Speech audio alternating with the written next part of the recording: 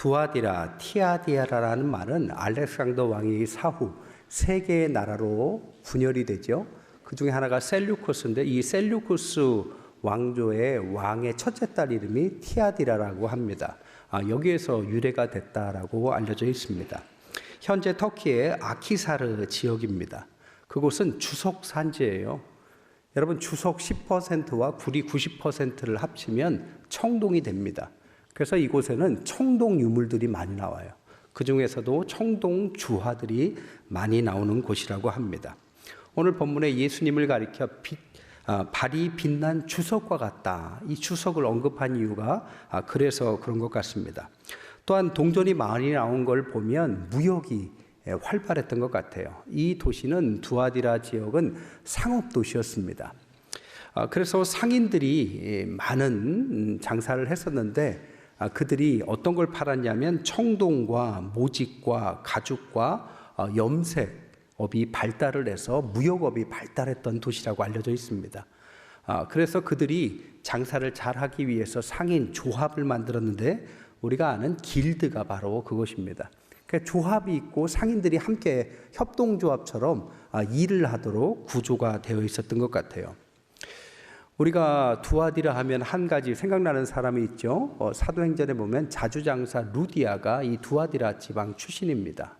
이 자주장사라는 건 자줏빛 나는 염색을 말하는 것인데 달팽이를 가지고 만들고 그것은 너무 귀했기 때문에 왕족이나 귀족들만 입을 수 있는 고가품이었다고 합니다. 그러니까 그런 고가품을 만들었는데 그 장사를 누가 했냐면 여성 루디아가 장사할 만큼 이 조합과 상업이 발달했던 시기, 그 나라가 바로 이 두아디라였다. 근데 문제가 하나 있었어요. 조합이 발달하니까 상인들이 조합에 가입하지 않으면 활동이 힘든 거죠. 개인적인 장사가 아니라 조합에 가입해야만 활동할 수 있는 구조였다고 합니다. 근데 조합에 가입하면 뭐가 문제냐? 조합이 그 당시에 섬기던 신은 아폴로 신이었다고 합니다. 태양신, 제우스의 아들 아폴로. 오늘 본문에 예수님을 하나님의 아들이라고 한 것도 이 아폴로를 빗대어서 이야기를 한 거죠. 그래서 이 아폴로를 섬겼고 조합이 만나면 제사를 드렸고 거기서 식사를 하는데 식사만 하는 것이 아니라 술을 마시고 음란한 행위들도 함께 하는 것이 문화였다고 합니다. 그러니 두아디라 교회는 아주 곤욕스러웠겠죠. 장사를 해야 먹고 사는 지역에서 조합에 가입하자니 이런 타락에 빠질 거고 가입하지 않자니 직장을 얻을 수가 없는 그런 난제가 있었던 것입니다. 이런 갈등 속에 있었던 교회가 두아디라 교회였습니다. 그래서 이 두아디라 교회에 대한 예수님, 발신자 예수님의 표현이 특별하죠. 에베소 교회에서는 뭐라고 표현했냐면 오른손에 있는 7뼈를 붙잡고 7 금촛대 사이를 거니시는 이. 그러니까 권력의 에베소, 그 권력에 대항하는 주님, 이렇게 말할 수 있다면 서머나는 처음이요 마지막이요 죽었다가 살아나신 이 서머나 지역은 200에서 300년간 폐허가 됐다가 다시 살아난 지역이라고 그랬습니다. 그래서 주님을 죽었다가 살아나셨다. 버가모 지역에서는 유혹하고 타락한 문화가 많았기 때문에 좌우에 날선 검을 가지신 결단을 하라는 의미라고 말씀드렸습니다. 근데 두아디라는 뭐라고 말씀하시느냐? 아까 말한 것처럼 발이 빛난 주석과 같은 하나님의 아들이라고 하면서 그 앞에 특별한 표현이 있습니다. 눈이 불꽃 같다. 그러니까 불꽃 같은 눈으로 꿰뚫어 보시는 이다. 이렇게 주님을 표현했다라는 거죠. 그러니까 그냥 보면 안 보이는데 꿰뚫어 보면 그 안에 숨은 죄가 숨어 있었다. 이렇게 말할 수 있는 곳이 두아디라 교회 같습니다. 이 교회는 칭찬도 받고 책망도 받았어요. 먼저 칭찬은 뭐냐면 19절에 보니까 내 사업과 사랑과 믿음과 섬김과 인내 5가지를 말하는데 이건 5가지가 아니라 사업이라는 것은 사업이 아니라 원어가 뒤에 있는 행위, 에르가와 같은 뜻입니다. 너의 행동이 4가지 칭찬받을 일이 있었다. 사랑, 믿음, 섬김, 인내. 사랑은 사랑이죠. 믿음은 하나님을 믿는 믿음이죠. 섬김은 어려운 사람들 돕는 구제에 해당합니다. 사랑에 해당해요. 인내는 군대 용어를 썼는데 적의 습격을 받고 숨어서 견딘다. 소망을 갖고 견디는 성도들을 말했습니다. 그러니까 소망이라고 말할 수 있어요. 그러니까 정리하자면 그들은 믿음과 소망과 사랑이라는 기독교의 본질을 쫓았다라는 것입니다. 그리고 두 번째 칭찬은 나중 행위가 처음 것보다 많다.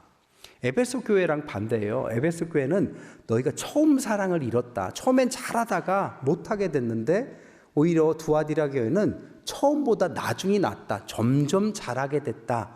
이런 뜻을 갖고 있습니다. 그러니까 믿음과 소망과 사랑을 가지고 교회가 점차적으로 성숙하게 자라난 교회가 두아디라 교회였다. 이게 칭찬이었습니다. 그런데 불꽃 같은 눈으로 보면 책망할 일이 있다는 것입니다. 어떤 책망할 일이냐? 첫 번째, 거짓 선지자 이세벨을 쫓았다는 것입니다. 20절에 보니까 자칭 선지자라 하는 여자 이세벨을 내가 용납함이니 그가 내 종들을 가르쳐 꾀어 행음하게 하고 우상의 제물을 먹게 한다. 여러분, 이세벨이 누구예요? 구약 성경에 보면 아합의 아내가 이세벨이죠. 그 이세벨은 외국에서 왔습니다. 이세벨은 시돈왕 엣바알의 딸이에요. 시집 오면서 바알과 아세라 신을 섬기는 걸 가져와서 남편을 전도합니다. 그리고 나서 온 나라를 타락을 시켜버려요. 우상숭배에 빠지게 만듭니다. 그 역대 최악의 여왕이 이세벨이죠. 그는 여호와의 선지자를 죽이고 450명이나 되는 바알의 선지자들을 식탁에서 먹였다는 것은 먹여줘서 살렸다, 길러줬다. 그러니까 타락시키는 선지자들을 키우고 오히려 그것을 꺾었던 엘리야를 죽이려고 하죠. 그 엘리야가 이 때문에 뭐라고 합니까? 사는 게 어렵다 하면서 로뎀나무 밑에서 죽기를 갈구하게 만들었던, 절망에 빠지게 만들었던 그 악한 여자가 이세벨이었습니다. 그런데 이 이세벨이라는 이름을 가졌는지 아니면 이세벨과 같은 행동을 했는지는 알 수 없지만 자칭 여선지자 여자 이세벨이다 이렇게 표현합니다. 그러니까 자기가 공식적인 게 아니라 자기가 선지자다 하면서 뭐라고 가르쳤느냐? 교묘한 말로 가르쳐서 다 타락시켰다라는 겁니다. 뭐라고 했을까요? 뭐라고 했기 때문에 이렇게 성장하고 믿음과 소망과 사랑 가운데 충만했던 교회를 넘어뜨렸을까요? 아까 말씀드렸죠. 이 두아디라 교회는 사회적 약점을 갖고 있었다고요. 조합에 가입하지 않으면 생계가 어렵고 가입하면 타락할 수밖에 없는 구조. 그러니까 이러지도 못하고 저러지도 못하는 갈등 가운데 있는 그에게 이세벨은 뭐라고 가르쳤냐면 교묘한 말로 가르쳤습니다. 사회에서 고립될 필요가 없다. 세상의 문화와 관습을 받아들인다고 해가 되는 건 아니다. 오히려 세상에 적응하기 위해서는 적당한 타협도 옳다. 이렇게 가르쳤다는 겁니다. 더 정확하게 말하면 24절에 사단의 깊은 것이라고 표현했는데 이게 이렇습니다. 무슨 죄든지 한번 지어봐야 나쁜지 알지 않겠냐. 그러니까 죄를 경험하지 않고 깨끗한 영혼보다 죄를 한번 져보고 영혼을 지키는 것이 진짜 신앙이다. 이렇게 가르쳤다는 겁니다. 그러니까 사단의 깊은 것까지 체험해 본 자가 종교적으로 성숙하게 된다라는 논리를 가르쳤다는 거예요. 똥인지 된장인지 꼭 먹어봐라. 그리고 된장을 선택해라. 일면 이게 맞는 말 같아요. 뭔가 깊이 들어가면 이 메시지가 깊이 들어가면 그래. 이렇게도 해보고 저렇게도 해보고 세상에 술도 먹어보고 세상적으로 살다가 주님을 만나는 게 진짜지라고 생각할 수 있게 만들었다는 겁니다. 그랬더니 이 지식의 타락이 어떻게 만드냐면 그들을 타협하게 너무 쉽게 가지 말아야지 가야지 조합에 가입하냐 아니냐에 대해서 심각하게 갈등해야 되는데 갈등거리를 없애줬다는 것이죠. 이게 지식의 타락이고 영적 타락입니다. 여러분, 우리가 아는 창세기 3장의 원죄를 어떻게 타락하게 됩니까? 뱀이 와서 선악과를 안 먹으면 막 죽인다고 협박을 합니까? 그렇게 말하지 않죠. 이거 먹으면 네가 하나님처럼 눈이 밝아져. 이렇게 설득을 하죠. 그랬더니 정말 그렇게 보이고 그럴지도 모른다라는 의심을 갖기 시작하자 결국 스스로 타락해 버립니다. 그러니까 악이라는 것이 교묘해요. 이 거짓 선지자, 자칭 거짓 선지자 이세벨의 논리가 뭐냐? 선과 악의 경계를 흐트려 버리는 것입니다. 우리는 알아요. 나쁜 것은 나쁘다라는 거 알고 선한 것은 선하다라는 기본적인 걸 압니다. 살인은 나쁜 거죠. 그러나 오늘날 생각해 보세요. 경계가 묘하게 무너지는 것들이 많습니다. 경계를 무너뜨리면 우리도 그것이 선인지 악인지 헷갈리는 일들이 많아요. 그래서 타락하게 되고 타락을 스스로 걸어 들어가게 한다라는 거죠. 과거에도 여러 번 말씀드렸어요. 유태인들을 수백만이나 학살시키는데 독일 사람들 중에서 특별히 교회도 반대하지 않았습니다. 아니 어떻게 사람을 그렇게 한두 사람도 아니고 수백만을 학살하는 일이 일어났는데 왜 그랬을까요? 그것이 나쁜 일인지 몰랐을까요? 그런데 그런 일을 행한 사람들은 죄인 줄 몰랐다라는 겁니다. 어떤 사람 차를 태워서 가스실까지 데려다주고 퇴근했어요. 어떤 사람 가스실 문만 열고 퇴근했어요. 어떤 사람은 가스실에 집어넣고 문 닫고 퇴근했어요. 어떤 사람은 그냥 보통만 눌렀어요. 어떤 사람은 죽어있는 시체만 치웠어요. 하나하나 나눠놓으니까 자기가 하는 것이 나쁜 짓인지를 몰랐다는 것입니다. 합쳐놓으니까 무서운 악이 된 거죠. 악의 심층성.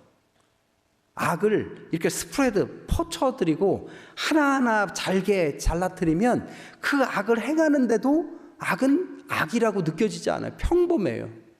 우리가 초콜릿을 먹는데 좀 싼 초콜릿을 먹고 싶어서 싼 것을 계속 찾으면 초콜릿 파는 사람들이 노동비를 낮추려고 어떻게 하느냐. 카카오 농사를 지을 때 인건비가 가장 싼 어린아이들을 데려다가 노동시키면 안 되는 나이의 어린아이를 데려다가 지금도 노동시켜서 노동하다 죽는 일도 있습니다. 살인이 일어났어요. 우리는 그걸 시킨 적도 없고 원하지도 않았어요. 싼 초콜릿을 산 것뿐입니다. 하나하나 잘게 잘라서 일부를 취하면 평범해 보이지만 합쳐서 압축해 놓으면 악마의 얼굴을 하고 있다는 거죠. 똑같은 일도 이렇게 늘려서 그 사람의 의견을 들어보면 그럴듯해 보인다는 것입니다. 근데 다른 사람한테는 철저하게 불륜이라면서 자기가 하면 그럴 수밖에 없었다라고 말을 할 수 있다는 거죠. 투아디라 교인들도 얼마나 난제입니까? 직장이 그거밖에 없는데 그걸 안 하면 어떡해요? 그래도 고민하는 사람이 있고 신앙 때문에 안 하는 사람들이 분명히 있을 텐데 그때 그 문턱을 무너뜨려 보는 거죠. 야, 한번 가서 해봐. 해보고 신앙만 지키면 되지. 가서 타락해도 너는 신앙만 지키면 되지. 이 얼마나 타락하기 좋은 내 마음을 알아주는 말일까요? 악은 평범한 얼굴을 하고 있습니다. 그러나 무서운 얼굴로 변해요. 더 무서운 게 뭔지 아세요?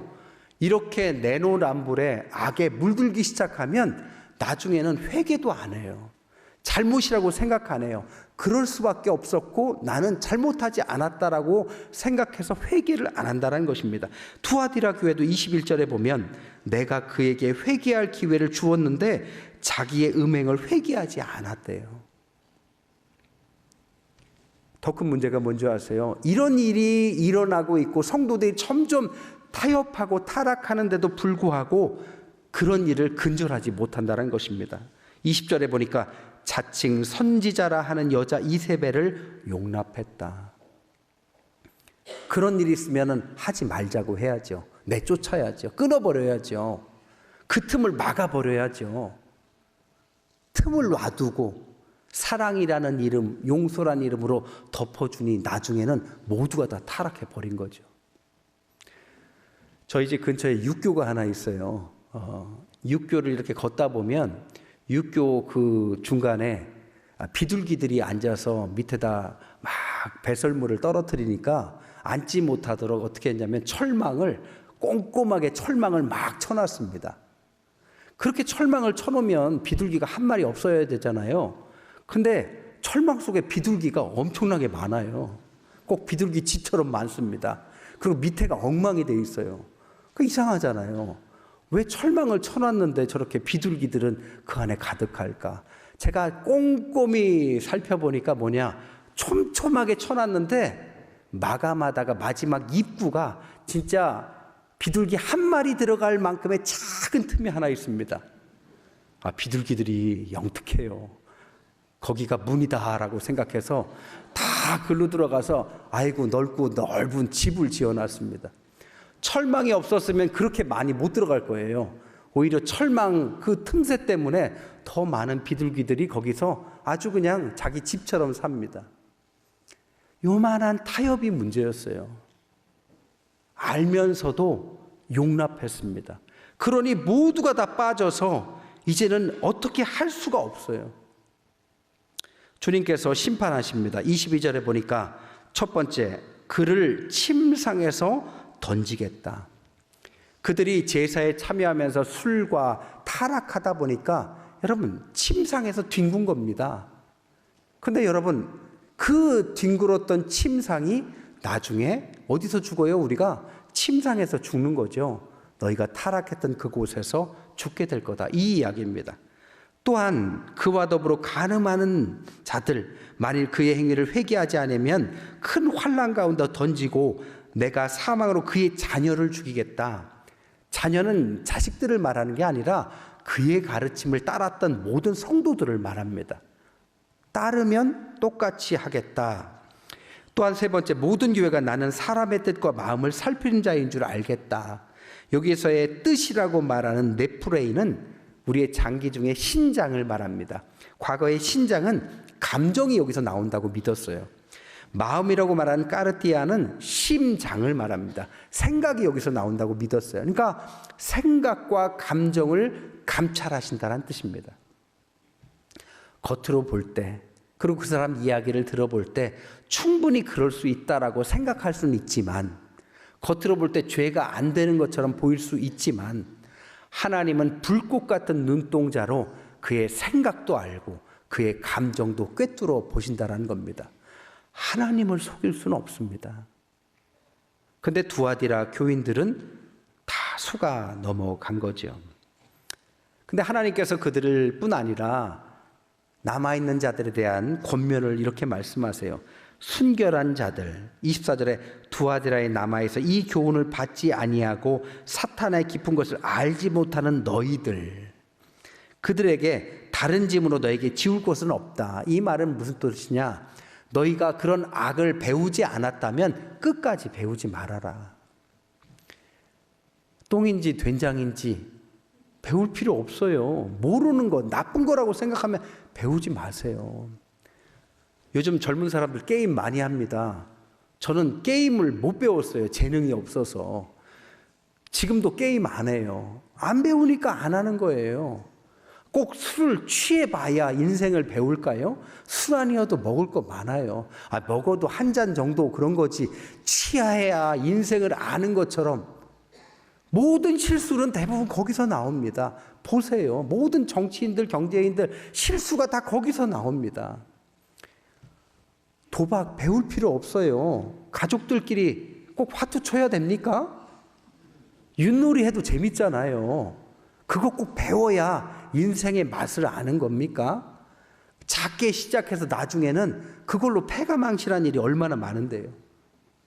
마약, 호기심에 먹었다가 인생 망친 사람이 얼마나 많은데요. 나쁜 것은 안 배우는 게 좋아요.